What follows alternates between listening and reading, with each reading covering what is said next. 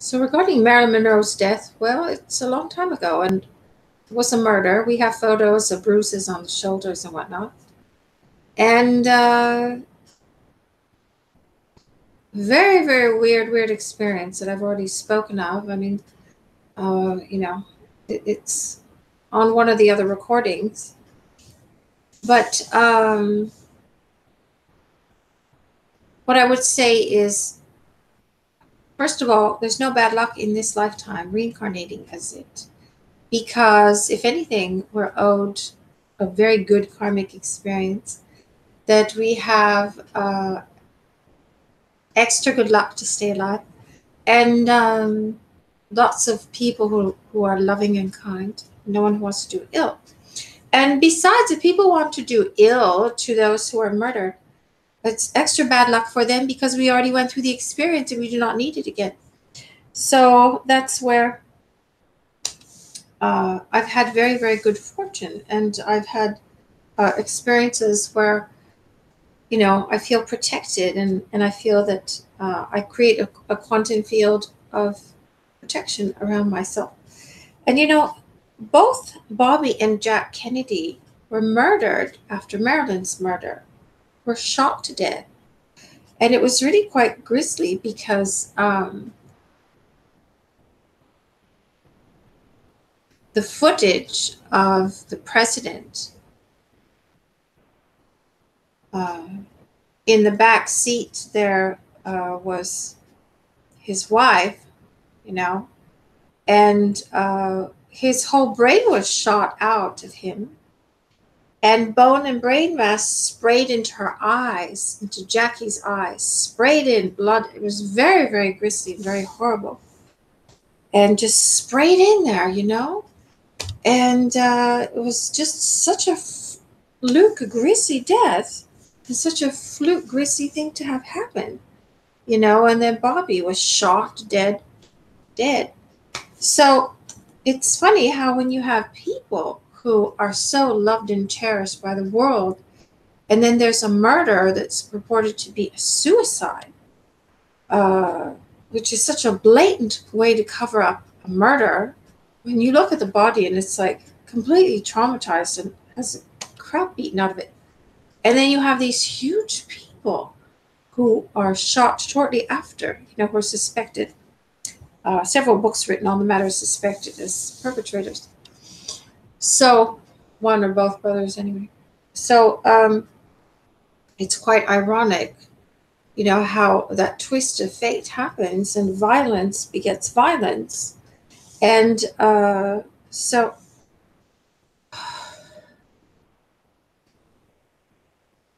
this lifetime, I learned to have a lot of forgiveness in order to not come into it with a chip on my shoulder.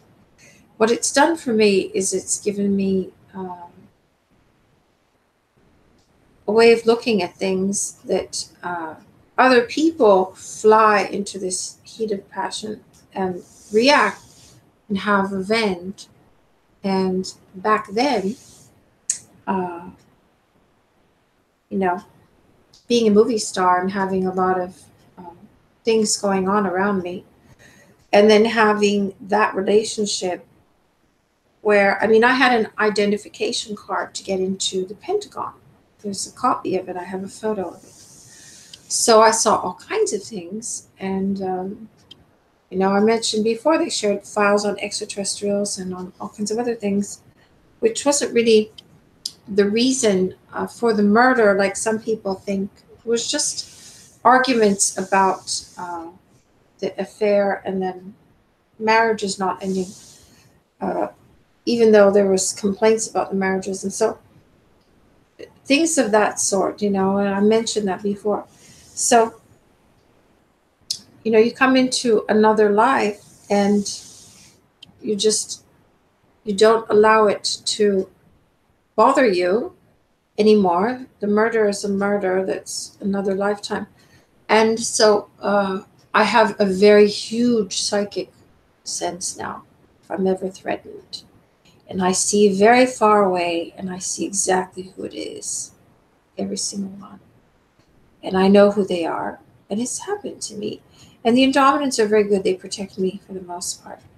But it is very, very almost shocking to me how psychic I am, how I can just tune in and see who is hiding, doing anything, even surveillance or spying, which there's such huge spaceship activity, it's afforded people to do it.